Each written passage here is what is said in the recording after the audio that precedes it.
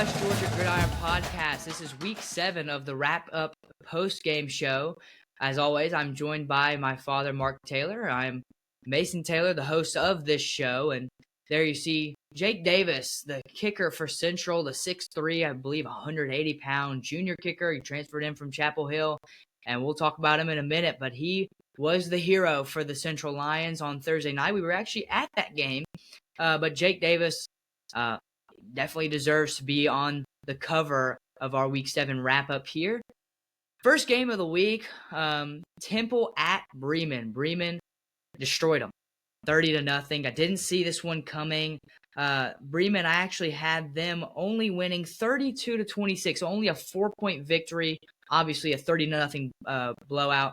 I saw some highlights from this game thanks to West Georgia Sports Nation, I think is the name of them.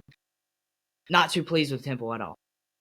Bremen destroyed them. They did pretty much whatever they wanted. They had home field advantage. Obviously, listened to Mike Paris on the radio as we sat in the car waiting for Bowden to get out of their lightning delay, which never happened.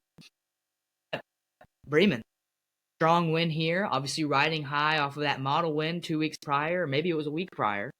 They're now 2-0 in region play, I believe. This was a big region game for them. Like I said, Temple didn't need. This was a game they could not lose, and they lost it in the biggest way possible in a blowout. Temple not setting themselves up for success in this region. They've lost to Pepperell and now Bremen. Now they gotta host Heard County.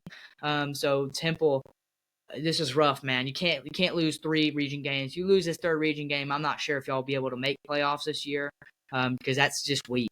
But this was the 23rd meeting between these two teams. Bremen had led the series 19-3. Now they lead it 20-3. Temple got the win last year, so Bremen, they get their win after their loss last year on the road at Temple. But Bremen, obviously, they've dominated this series. It was actually Bremen's first time beating Temple since 2021. But again, just an all-out Bremen beatdown. I know if you're a Bremen fan, you're absolutely delighted. You get to go watch them beat up on Model, and now you're watching them beat up on a rival in Temple. But for Temple, this is just utterly disappointing. Got to go back to the drawing board, and I don't know. Are they shutting down the run game, and that's why they're just not being able to do anything because they're being forced to be one-dimensional? I don't know what's going on, but their defense, they've been questionable all year long, especially in that first game when they gave up 40 points to a not very good McNair team. So this Temple team, again, I think earlier in the season I had them in my top 10. I definitely do not anymore. I would probably not even have them in my top 30 for 1A Division 1, and I know that sounds harsh, but wow. I think Bremen, with this win, they move up. I would put them at 15. With all the weather in the area, it was kind of a funky night. We were at this game here, it ended up being canceled, but I guess Bremen was able to stay away from the delays there. But I thought JoJo Jones, I guess they maybe shut him down. We weren't at the game. No one was a factor in that game. Didn't put up one score.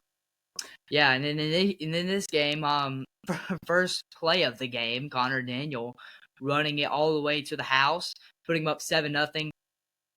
I liked the environment there. I will say that. We were on the sideline, got there around 6:30, just absolute, everyone's out there.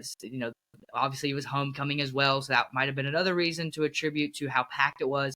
But I really like the setup there. I like how close the stands are to the field. I know at Carrollton and other schools you have a track around the field, so them being right up on you is definitely a different feel. I definitely wish I could have been there for the Bowden Bremen game when it was fully packed. I'm sure that was a crazy environment, but the concessions were good. They actually, I've never had concessions where they sell sweet tea. Mason and his concessions, everybody. So I was very impressed with their concessions. It was good. I like their their bathrooms they sufficed, and I like their field. Everything was just it was really good. Obviously, lightning delay.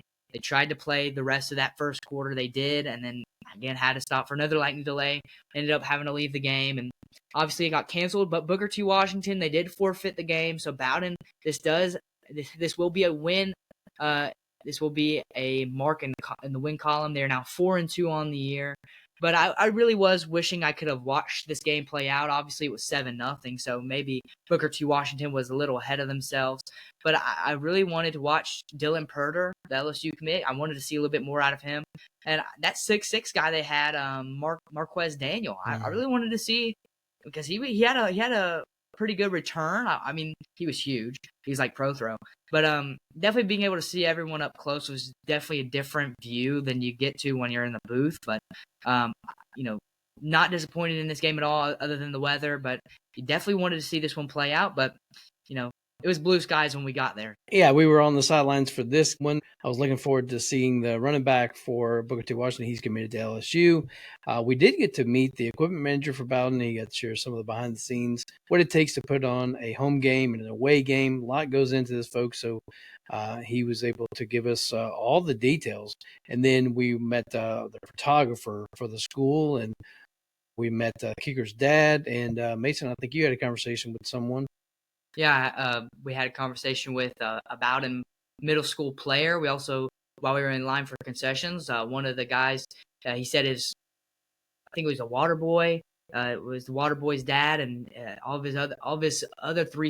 three of his sons have been water boys, and they've seen him grow up. I mean, they've ever since the first state championship team, so they've kind of grown up with the team, and now they're freshmen in high school or whatnot. But yeah, it was just a very a small town. I know that it is a small town, but definitely at Harrelson, you don't get that feel. You don't, maybe I don't talk to enough people, but when you're talking around to people, you don't get to meet all these people.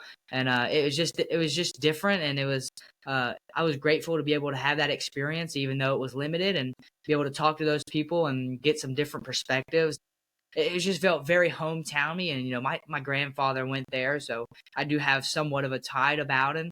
But it definitely felt like home, for real. Yeah, community-driven programs, nothing can beat that. And then Central Lines, Jonesboro Cardinals. We were at this one. Yeah, Central Jonesboro, what a game. Gosh, it was. I like the setup. It was they share the field, but a lot of seating. The press box actually looked pretty nice from across the way. They had the concessions down packed. I mean, they had that. They said they had to take a class for that. So, I mean, they had. Folks, that. If you want to know how to have great concessions, reach out to Mason. He will set you up. But yeah, they had that down packed. I did like their hot dog. Their hot dog was better than Models. Models wasn't very good. So step up Model. But yeah, Central Jonesboro was a very competitive game. Started out not looking very competitive. Central came out the gate hot. I believe they went up 14-7. I mean, it looked like it was going to be Central. I mean, the Jonesboro quarterback wasn't hitting anything, and couldn't really get anything going. Central was just stopping them. I mean, they would get some runs here and there, but really nothing going for them. Central was pretty much just doing whatever they wanted to do. At halftime, they had that really long homecoming court that we had to sit there and watch. Good thing is the rain did hold off. It did sprinkle, but the rain ultimately did hold off. That second half, Jonesboro started to make a comeback. Eventually, it got tied 21-21. Jonesboro's quarterback hit a nice fade to, I believe, probably John Tavius Wyman, the 4-star. But he hit a nice fade just right. I mean, as soon as he snapped the ball, knew right where he was going. It's like when I was watching the Milton Buford game earlier in the year. Milton, their freshman quarterback, had the same exact play. Just as soon as he snapped it, knew exactly where he was going, threw the fade. Oh, so beautiful. And unfortunately, got scored on Central. Central ended up kicking a 47-yard, obviously Jake Davis, 47-yard, I believe it's 47-yard field goal with, I believe, like 11 seconds on the clock. Beautiful. And the stadium erupted. I know the away side did. I'm not sure about the home side. They actually had a great turnout for Jonesboro. Their band was really good. Central's band was really good. I kind of wish we would have got to see their halftime show and not homecoming, but this game was extremely good. It was only the second meeting between these two, and it's like I said, this was pretty much the region championship game, and again, it didn't disappoint. I think I had Central winning 30-26, so only by 4 points. Obviously, they won by 3, so I was almost pretty spot on. But this was pretty much for the region championship, so Central, it looks like it's smooth sailing from here on out. Looks like they got the region championship in lock as long as they win out. Jonesboro, unfortunate for them, but just a great game, and I'm really glad we went to that game because it was a really great experience. Yeah, congratulations again to Jake Davis. That's why we featured him this week, and there was energy, electric, and I mean it was amazing. I like you said, they figured it out in the second half for Jonesboro. I did not know it was going to be that close, come down to the wire, and it was exciting. I mean, just got it over the field goal post. Wow, congratulations to the entire team and coaching staff. And then Heard County and Harrelson County. Now, this was one that I thought was interesting. This was the 8th meeting between these two, obviously region play. Heard County's first region game of the year. Obviously, they got the win, so they're now 1-0. Harrelson County now 1-1 in region. Harrelson County's now 4-2 on the year. Heard County stays perfect at 5-0. I had Heard County, winning 30-24, so only a 4-point victory. Obviously, not that close. It was only a 17-point victory for Heard County. But I will say, Harrelson County didn't let Heard County really do whatever they want. I mean, they didn't let them do whatever they want offensively. Defensively, Harrelson County kind of strapped up a lot more than I think people would expect. Obviously, Heard County did the same for them. But this was a game that I kind of wish I would have been at. If I would have known Bowden would have got rained out, I probably would have went to this game. Definitely since Bremen blew out Temple.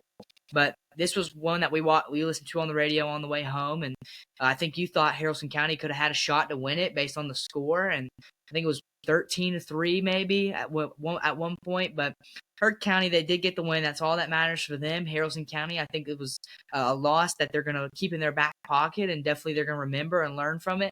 Heard County, obviously, now they're going to go play Temple. Harrelson County, now they're going to play, I believe, Model, so Harrelson County should absolutely destroy them. But definitely thought it would have been closer.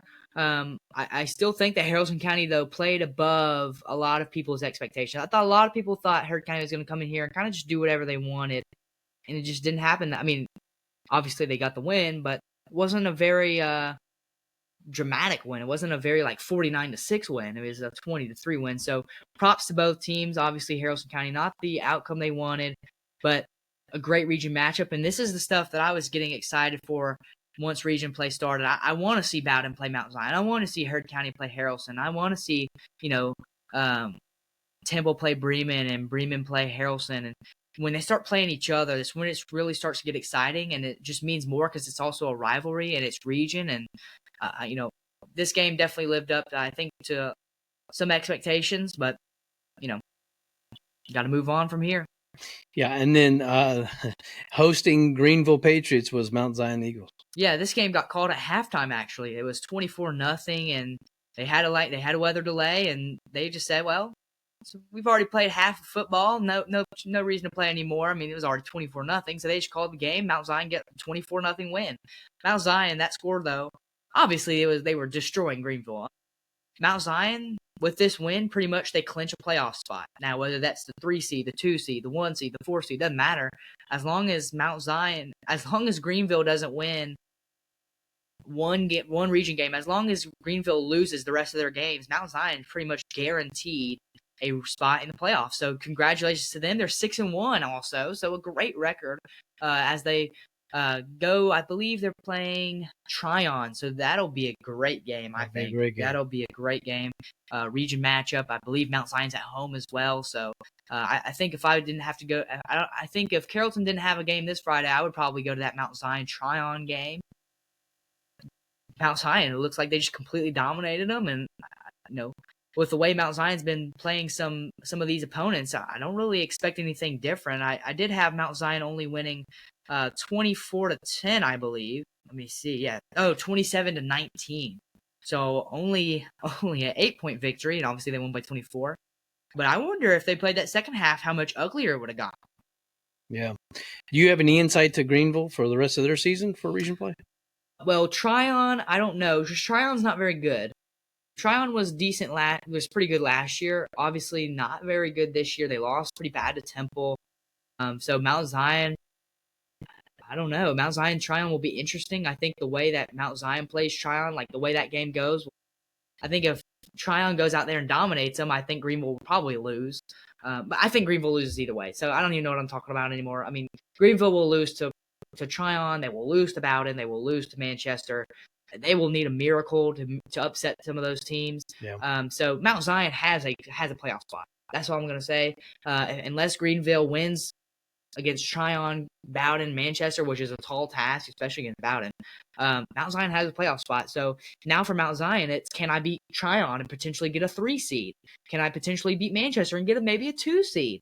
Maybe you beat Bowden and get the 1 seed and win the region. I don't know. Who knows? Who's to say? I mean, this season has been interesting. It's been wild.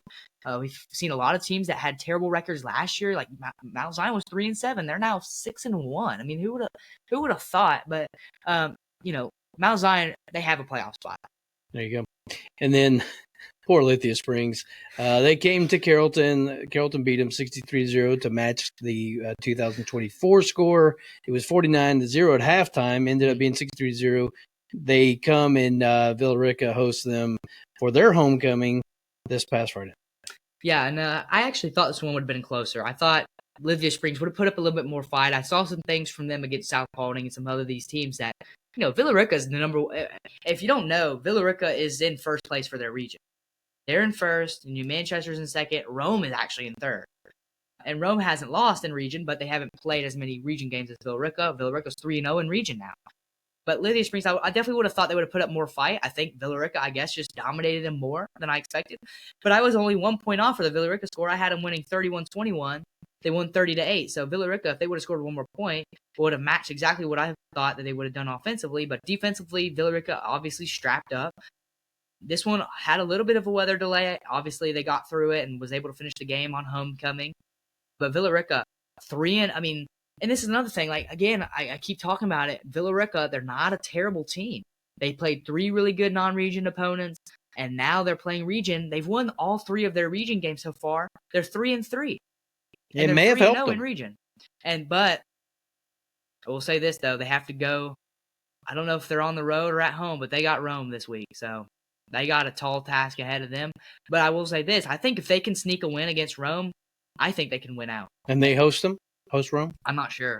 But again, I think if they beat Rome, I think that Villarica definitely has a possibility to win out, and that could be 7. And if they were to win out, let's say they win the rest of their games, that's a 7-3, and you're the 1 seed. You heard that, Coach Barron. Let's go. Villarica, I'm excited. These past 3 games, obviously the first 3 games, a lot of people were it's just gloomy. It's just you don't want to lose 3 games. I mean, what do they say when 3 games is a streak? So when you lose 3 games, you're on a losing streak, and then now you're winning 3 games. Now you're on a winning streak. So it's been a roller coaster for them, but I'm really excited for Villarica, and I wish them nothing but the best as they keep going through region. They're going to need it against Rome. Maybe they can call Coach King up for some tips on how to beat them. Obviously, they didn't do too hot against Rome. I mean, they only beat them by 7. Again, Villarica's got their hands full this week, but a great homecoming win for them against Lithia Springs, and that's all you can ask, right? I mean, just go out there and get the job done. So, yeah, all these teams around here, nobody has more than 3 losses. Yeah, we're pulling for you, Villarica. Do not miss this episode of the special guest interview with the one and only Cam Wood, who's become the star senior running back for the Carrollton Trojans. And that is out now, so check that out on Apple, Spotify for audio, and then YouTube for video version of that. And then share it with others. Make sure you're tuning in on Thursdays for Mason's weekly pregame analysis, predictions, and more. Mason, I think the most exciting win that we had this past week was the Central Lines at Jonesboro. That 47-yard kick. Congratulations again to the team. But Mason, who's just a quick preview of your game of the week coming up? Mount Zion Tryon has huge playoff implications, as I touched on earlier. Mount Zion, if they win this game, potentially have a 3 seed locked up. So big game for them. I know they're going to be, paying attention to a lot of Tryon's games, specifically that Temple Tryon game, because that was a big win for Temple. But big game there for Mount Zion. They're 6-1, so potentially could go 7-1, and get a 3 seed in the region potentially. Yeah, tune in on Thursday. We'll go through all the details. But until then, there is nothing like Football Fridays in West Georgia. Everyone have a good week. We'll see you then.